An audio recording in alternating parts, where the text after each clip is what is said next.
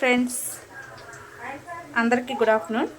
ఈరోజు మా అమ్మ చేపల పులుసు పెడుతుంది. చూడండి ఫ్రెండ్స్, చేపలను శుభ్రంగా కడిగి ఇందులోనే టమాటా, ఎర్రగడ్డ, ఉప్పు, పసుపుడి, మిరప్పొడి వేసేసింది. అలానే టమాటా, ఎర్రగడ్డ కూడా ఇందులోనే వేసేసింది. సపరేట్గా మళ్ళీ ఆయిల్ వేసి ఎర్రగడ్డను బాగా ఎర్రగా వేసుకోవాలి. ఎర్రగడ్డ బాగా వేపుకున్నాక కొంచెం కరివేపాకు కూడా అందులోనే వేసేసి మెంతులు, ఆవాలు, ఎర్రగడ్డ బాగా ఎర్రగా వేయాలి.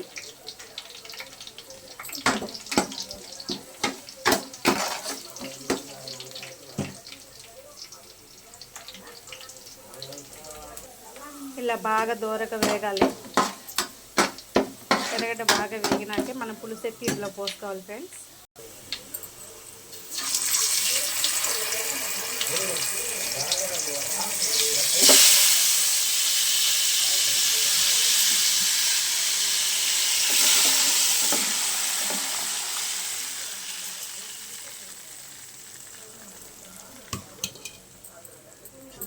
పులుసు మొత్తాన్ని తిరగమాతలో వేసేసాం ఫ్రెండ్స్. దీంట్లో కొంచెం చింతపండు పులుసు మళ్ళీ యాడ్ చేసుకుంటాము. చూసుకొని వేసుకోవాలి, మళ్ళీ ఎక్కువ అయితే ముక్కలు బాగుండవు.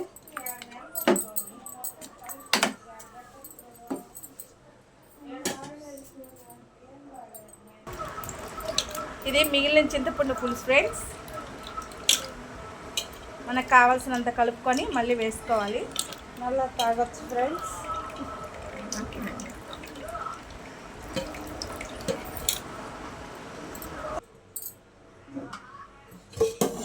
ఇద్దండి ఫ్రెండ్స్. ఇప్పుడు ఈ మిగిలిన చింతపండు పులుసు కూడా ఎత్తి ఇందులో వేస్తున్నాను. మళ్ళీ ఎక్కువైతే ముక్క చెదిరైపోతుంది. సో అందుకని ఎంత కావాలో అంతే వేసుకోవాలి చింతపండు పులుసు. ఇప్పుడు ఈ పులుసును బాగా ఉడకనివ్వాలి.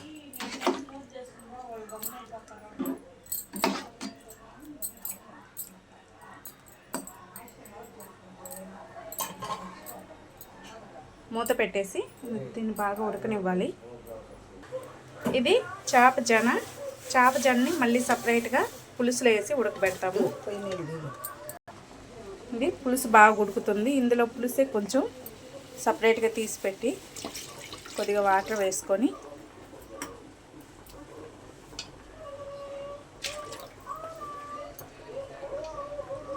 ఇందులో జనని ఉడకబెట్టుకుంటాం సపరేట్గా.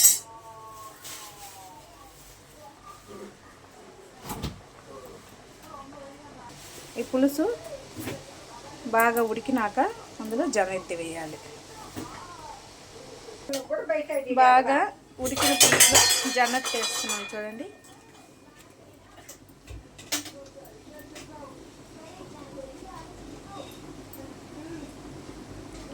పులుసు బాగా ఉడికినాకే వేయాలండి. ఇందులో వేసి బాగా కలిపెట్టుకోవాలి. దీన్ని ఇలానే బాగా పులుసులోనే ఉడకనిస్తే బాగా టేస్ట్ వస్తుంది. కొంచెం మిరప్పొడి అన్నీ పట్టి జనకి బాగా టేస్ట్ వస్తుంది. కొంచెం బాగా ఉడకనిచ్చాలి.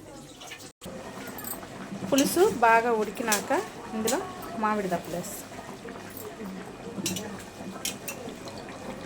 కొద్దిగా ఈ మామిడి దప్పలు ఉడికినంత వరకు పులుసు ఉంటే సరిపోతుంది.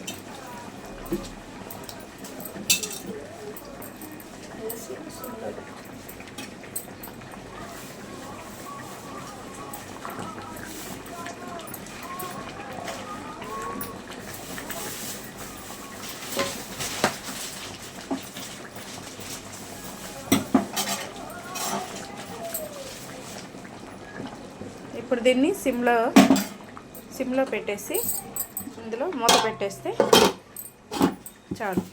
ఒక 15 మినిట్స్ 10 మినిట్స్ అయితే ఉడికి. కొద్దిగా ఉప్పు వేసుకోవాలి. స్టార్టింగ్ వేసాము, ఇప్పుడు సరిపోకపోతే కొంచెం ఉప్పు వేసాను. సో దీన్ని ఇలానే సిమ్లోనే ఉడకనివ్వాలి, హైలో పెట్టకూడదు.